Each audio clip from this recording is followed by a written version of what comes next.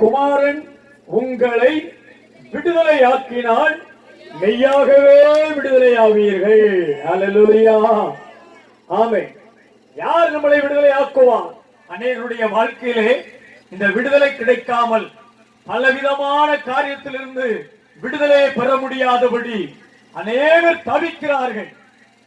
உண்மை தெரியவில்லை, என் ஜனங்களோ அறிவில்லாமையால் என்று ஆண்டவர் வருத்தப்படுகிறார்.